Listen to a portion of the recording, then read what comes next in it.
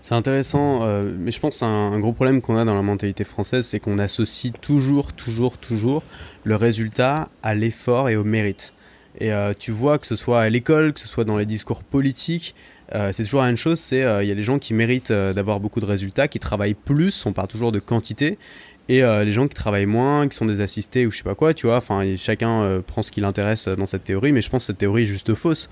Parce que c'est vrai qu'à l'école, généralement, plus tu travailles, plus tu as des bonnes notes. Et encore, c'est pas toujours le cas, tu peux travailler de manière plus intelligente. Mais quand tu deviens, surtout quand tu deviens entrepreneur, quand tu crées un business, et en fait, ce qui est terrible, c'est que cette mentalité est même acceptée par les entrepreneurs qui prennent des salariés qui travaillent 8 heures par jour ou 7 heures par jour, souvent de manière totalement inefficace, tu vois. Et ça, tu le vois. Enfin, moi, j'ai travaillé plusieurs fois dans des entreprises ou en tant que stagiaire, et puis tu vois d'expériences d'autres gens. Souvent, tu as des gens qui sont salariés, qui sont payés à l'heure, et qui du coup remplissent leur journée tant bien que mal en faisant des choses qui sont parfaitement inutiles. Moi, je me souviens avoir été stagiaire, tu vois, dans une boîte qui me faisait faire des choses qui pouvaient littéralement être faites par un petit programme à installer sur l'ordinateur, tu vois. Mais j'étais payé pour faire ça toute la journée. Et en fait, tu te rends compte que c'est absurde cette mentalité-là, parce que les gens ils pourraient travailler. Moi, je suis 100% pour le fait d'abaisser la durée du travail légal et le fait de travailler 4 ou 5 heures par jour, comme en Suède ou je sais pas où, tu vois, parce que je pense que les gens pourraient être au moins aussi efficaces en travaillant beaucoup moins, si simplement on acceptait cette idée qui choque les gens, de dire que les résultats n'ont rien à voir avec le mérite ou avec la quantité de travail, et que souvent tu peux avoir les mêmes résultats ou des résultats meilleurs en travaillant de manière plus intelligente. Tu vois. Parce que du coup, les indépendants reprennent ça et se l'approprient. Et tu vois beaucoup d'indépendants qui travaillent comme des dingues pour finalement très peu de résultats, parce qu'ils sont toujours convaincus que les résultats dépendent du mérite. Là où je suis pas d'accord avec toi, c'est que pour moi, c'est pas une mentalité française. En fait, c'est une mentalité qui est répartie partout. C'est une mentalité qui vient de l'âge industriel. C'est une mentalité qui vient d'une période où on a dit il faut que les gens soient à l'usine pendant tant de temps, qu'ils fassent tourner la chaîne de production et qu'ils produisent tant d'unités. Et ça, c'est un vrai truc. C'est un vrai truc qui a eu du sens, qui a été une révolution en fait dans la manière dont on a produit les choses, qui a apporté énormément de bénéfices à la société et qu'aujourd'hui on a dépassé en fait. C'est un modèle qui est devenu obsolète où les gens qui vont créer entre guillemets de l'information, de la connaissance, de la donnée, les programmeurs, les marketeurs, les écrivains. Voilà, il n'y a plus une relation linéaire entre la production et l'effort. Et c'est vrai que c'est psychologique, tu vois. C'est vraiment un truc, tu te sens coupable. Moi, je me suis senti coupable pendant très longtemps de ne pas travailler assez. Et pourtant, je travaillais le maximum que je pouvais. Et voilà, peut-être que c'est quelque chose qu'on peut dédouaner les gens un tout petit peu là-dedans. Ceci étant dit, ça demande quand même beaucoup d'efforts de faire décoller un business. Et en particulier, ça demande d'être capable de mettre les heures. Parce qu'au départ, tu vas avoir beaucoup de tâches qu'aujourd'hui, moi, je pourrais sous-traiter, qu'à l'époque, je ne pouvais pas sous-traiter. Et je pense au montage de mes vidéos. Tu vois. Si je débutais aujourd'hui ma chaîne, je n'aurais pas le budget de me dire je vais payer un mec pour monter mes vidéos. Je les monterais moi-même. Et du coup, ça m'ajouterait une après-midi par semaine de travail ou plusieurs heures de travail tu vois, sur un montage. Je pense que je peux passer peut-être 4 heures tu vois, par semaine. Et tout d'un coup, 4 heures par semaine que j'ai plus à passer sur un truc, je peux les passer autre part. Donc si je débutais, il est clair que il y aurait plus d'heures à passer, il y aurait plus de trucs à faire. À l'époque, j'envoyais énormément d'emails à des gens pour essayer de prendre contact, pour essayer d'avoir des articles invités. Il y avait une hustle, tu vois, et au final qui est saine, parce qu'au départ, tu sais pas exactement. Et t'atteins, comme nous, un espèce de luxe où tu sais ce qui fonctionne, tu sais où investir ton temps. Tu as aussi une forte compétence qui te permet d'avoir un levier important sur ton temps quand tu crées un truc. Voilà, ça touche beaucoup de monde. Alors c'est vrai que dans le domaine de la création de contenu, il y a vraiment cette phase où au début tu produis beaucoup, tu travailles beaucoup pour très peu de résultats, et au bout d'un moment tu passes dans l'autre phase de l'horloge, tu vois, où tu produis, enfin tu passes peu de temps pour beaucoup de résultats. Et même parfois c'est indécent, enfin tu vois, presque, genre il y a vraiment des fois où ta formation, enfin moi ça m'arrive, tu vois, de faire une formation en littéralement 2 heures, tu vois, et de faire des milliers d'euros avec, et je me dis mais tu vois, je me sens presque mal de ça, et pourtant ça veut pas dire que la formation était mauvaise, ça veut juste dire que ça pouvait être un sujet que je maîtrisais tu vois, mais c'est vrai que ça peut presque faire peur au bout d'un moment, comme cette tendance peut totalement s'inverser, quoi. Après, pour préciser, moi, la tendance pour moi, c'est pas inversé, et je continue à travailler énormément. Je continue à travailler proche tu vois, là, tu vois, il est 19h47, on est encore sur un call. J'ai commencé ce matin à 9h, tu vois. Entre-temps, j'ai quand même lu, j'ai fait autre chose. Mais t'as décidé de faire tous tes podcasts en une journée, quand même. Que moi, je pourrais jamais faire. C'est-à-dire, tu t'es dit, je vais faire tous mes podcasts pour les 6 prochains mois, aujourd'hui. Je pense que tu exagères un petit peu. Je fais mes podcasts pour 3 semaines en une journée.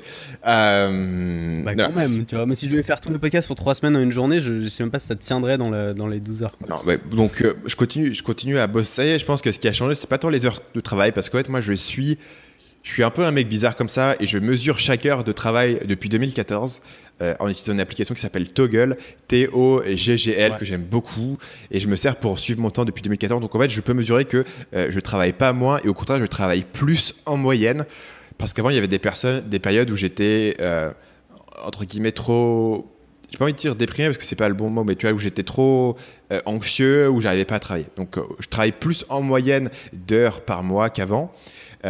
Le vrai changement pour moi, c'est que je suis capable aujourd'hui de finir une journée et d'être satisfait de ce que j'ai accompli, ce qui n'était pas possible avant, tu vois. Et ça change ma qualité de vie totalement, puisqu'il y a un moment donné où tu peux toujours faire plus, tu peux toujours gagner plus, il y a toujours un mec qui gagne plus d'argent que toi. Ou si tu trouves pas de moyen d'être satisfait de ce que tu fais, tu vas jamais arriver, quoi. Tu peux gagner 10 millions, mais il y a plein de mecs qui font 100 millions. Et tu peux dire, putain, ouais, c'est vrai que je pourrais faire vachement plus. Donc, à moins que tu sois vraiment tu sois Elon Musk, et il y aura toujours, tu as quelque chose à te comparer. Donc, il faut que tu trouves un sens de satisfaction dans ce que tu fais. Et ce sens, il peut pas venir de toujours faire plus et de toujours gagner plus. Il y a un moment donné où tu dois te dire, il y a une limite, là j'ai fait assez, et là je peux être satisfait de ce que j'ai fait. Et c'est à chacun de choisir selon ses valeurs, selon ses idées, selon ses ambitions, quelle est cette limite. C'est vrai que souvent on se dit quand j'aurai atteint ça, quand j'aurai atteint telle limite, quand j'aurai les mêmes résultats que lui, c'est bon, je serai satisfait. Et en fait, le jour où tu l'atteins, tu te rends compte qu'il y en a un qui est encore au-dessus et que tu as envie de l'atteindre. Et on pense, tu vois, il y a toujours mieux en fait. C'est comme les apparts, tu vois. Tu peux avoir un super appart avec une super vue à Paris. Tu auras toujours un appart qui coûtera 3 fois plus cher en fait. Il y a toujours un truc au-dessus, il y a toujours un truc plus cher, il y a toujours un truc mieux, il y a toujours des meilleurs résultats. Donc après, ça dépend de son objectif. Si son objectif c'est d'avoir une ambition illimitée et de faire un truc énorme, bah tant mieux, faut garder cette rage. Si son objectif c'est d'être satisfait et heureux, c'est bien de savoir quand est-ce qu'on peut l'être, quoi. Pour ne pas caricaturer, voilà, quand je gagnais 1 200 € par mois, ça restait difficile de me détendre, hein, quelle que soit la mentalité que je pouvais avoir autour, juste par des aspects, voilà, financiers et de stress, etc. Aujourd'hui, quand tu gagnes un multiple de ce que tu dépenses, ça t'aide aussi à te détendre. Il y a clairement un aspect où le niveau que tu as atteint te permet aussi de changer ta perception. Mais je pense qu'il est aussi possible d'atteindre un niveau de revenu et de jamais avoir assez. Ça, par contre, c'est aussi possible. Donc, les deux se rencontrent à un moment donné. Un truc qui est, je pense, utile, c'est vraiment de définir de quoi tu as besoin. Et là-dessus, Tim Ferriss, c'est probablement un de ses meilleurs conseils. C'est le conseil de Dreamline, où il te dit, écoute, définis ce que tu veux dans la vie, définis les trucs que tu as envie d'accomplir, les trucs que tu as envie d'avoir au quotidien, ta voiture, ton appart, ton style de vie, tes voyages, etc. Définis, quantifie combien ça coûte, et comme ça, tu auras un chiffre concret, quoi. Plutôt que de te dire, il faut toujours plus, parce qu'il y aura toujours quelqu'un qui a plus. Ouais. Si tu as un chiffre concret, ça t'aide beaucoup. Et moi, j'avais cette idée de me dire le style de vie que j'avais envie d'avoir, et moi, j'ai l'avantage d'être... si tu veux, mon kiff dans la vie, c'est de lire des livres, quoi. Donc... assez rapidement, tu atteins le budget où tu peux acheter tes livres et tu es content. Et voilà, et j'ai mon appart qui est cool, je peux enregistrer mes trucs, j'ai mon internet qui est bien, enfin j'ai mon confort. Mais je me dis pas, ok, si je faisais tant d'argent en plus pour avoir aussi une Lamborghini, tu vois, ça m'attire pas trop. Ce qui fait que tu atteins un équilibre psychologique qui voilà, a une valeur énorme. C'est un truc qui peut pas vraiment être facilement... acheter ou qui peut... Enfin, après, on avait parlé ensemble dans une interview qu'on a fait sur ta chaîne il y a assez longtemps du stoïcisme. Pour moi, les trucs se rejoignent.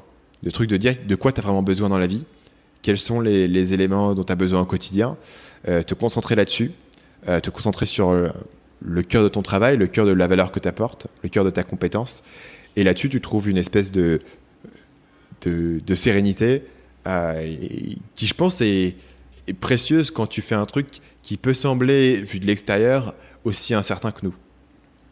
Salut, c'est Stan, j'espère que vous avez apprécié cet extrait du podcast Marketing Mania. Bien sûr, vous pouvez retrouver l'ensemble des épisodes du podcast, y compris les instructions sur comment vous abonner sur l'application Apple Podcast ou sur votre téléphone Android en vous rendant sur mon site à l'adresse marketingmania.fr/podcast. Je vous ai mis le lien dans la description de cette vidéo.